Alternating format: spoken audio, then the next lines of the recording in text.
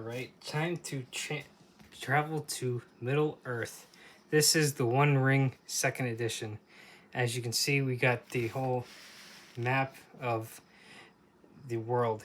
So, pretty much like a quick overview of the world. You can see the Shire up here. I shouldn't say the whole world, just like kind of like the northern area. Because you can see Rohan way down here.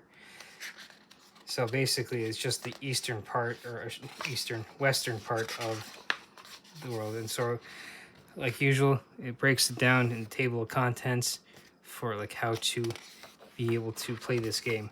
So now we get into the prologue. So this actually takes part 20 years after The Hobbit. It is year 2965 of the Third Age. So 24 years ago, you can see that actually 24.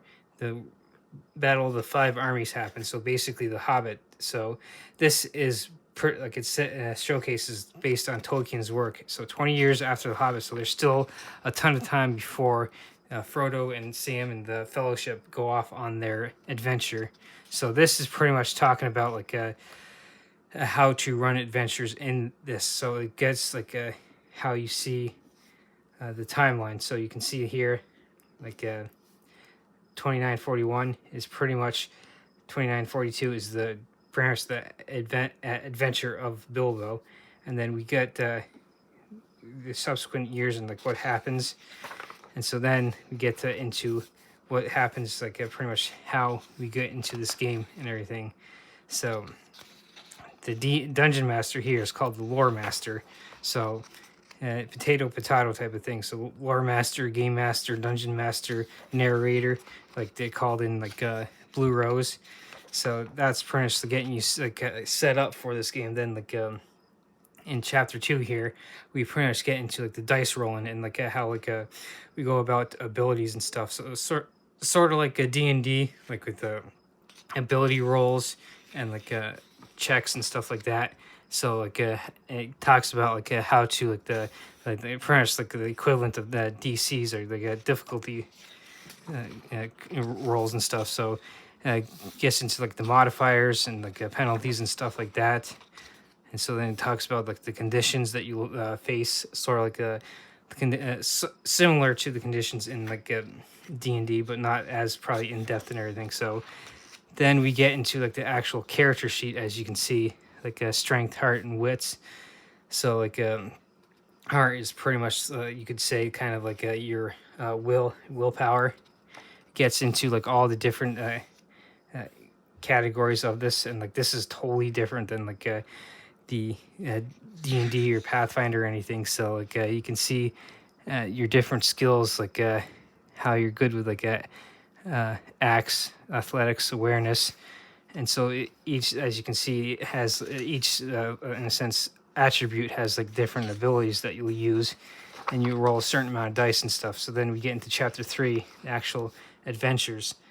So what we do is we get into the different types of people that you can play. So bardens, dwarves, elves, hobbits, men, rangers. So basically talking all about that and everything, and then talks quickly about skills, combat proficiencies. So I have yet to play this game myself, but I do have a group that we might eventually get into this after we play through the Kano Key Mysteries right now. So we just finished up one of those, so we might be getting into this. So now you can see we get into the actual races, the bardens, the dwarves here, elves, hobbits, and then the men of Bree, and then the rangers sort of Aragorn, and then Collins. Basically the different types of in a sense the type of character you'd or a class that you'd play. And then you get into the previous experience. So maybe you have a previous life. You may be middle-aged, a 40-year-old man, maybe someone Eowyn or Eomer for their Rohan, and you might have come in late to and have previous experience. You also get into the start and gear, the different types of weapons and armor that you'd actually come across, and it gets into pretty much now the experience, how that runs, type of company, basically the PCs and gets into experience and further adventures, basically like your campaign gets. Now we get into like your characteristics, so skills, so sort of like the skills from like third edition, like the attributes under like the skills under like the strength or whatever, and like you'd have like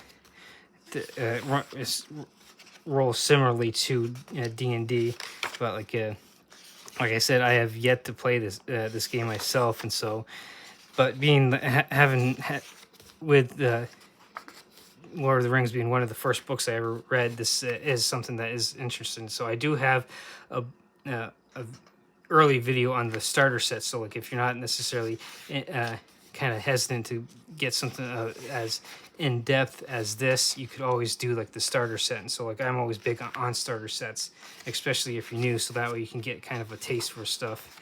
So as you can see, we get into further detail with this book in this chapter, and then like chapter 6, like adventure in phases. So I think of like a phases kind of like as you're starting, then you get into the middle, and then you get to the end. So it talks about how it works, your combat. So you have like all the rules that you need to know how to run combat. Like harken back to like D&D or Pathfinder, and the like attack rolls, like special damage, piercing blows, sort of like bows and arrows. Talks about wounds, or like in D&D would be like hit points and stuff like that. So pretty much it gets all in depth into the combat rules in this, and then like gets into actual like social encounters, like in between the actual so you have that like the two typical extremes of like a complete interaction, like the immersion, and then you get the complete hack and slash combat, and then anything in between. So this is pretty much getting into like those two extremes, and anything in between gives you all the rules that you need to be able to run that and everything. And then as you can see, now we get into like a fellowship phases.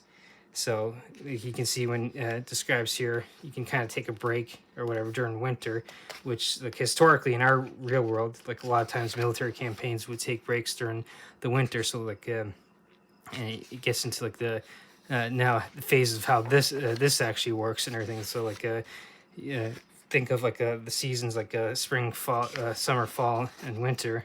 And now we actually get a chapter for like the lore master. So like think of like pretty much like a dungeon master, lore master, game master, and like Blue Rose narrator. Pretty much the person that's the referee that's actually running the campaign, not the actual PCs or player characters. So this is all the rules that you need as like and since as this is called the lore master. So if I say DM, it's because I'm used to the D&D. So then it gets into like the shadow. So think of like characters from like Mordor and like the Nazgul, and like you can probably like quite think of them just starting to show up and everything. So a good picture of you could possibly say like Gollum, and then your adversaries, so like orcs, goblins, and you could quite possibly go to Moria and awaken the Balrog or something. So then like evil men, like orcs, trolls, pretty much like the people that you like. The undead would be like sort of like the Nazgul. So wits would be like think of like the old forest that the hobbits passed through in like Lord of the Rings when they came across Tom Bombadil. And of course wolves are also a big adversary in the, at least in the Hobbit and everything. And so now we can like get into like how you get the treasure and stuff, which is always what makes adventure and like the fun part, and what makes it worth it. And so as we can see here, harken back to like the Lonely Mountain with Smaug, how they're coming across treasure and everything. So, and of course, with the Eye of Mordor, you always think that's kind of like a background threat that's ever looming, and like now it's just starting to make its presence known.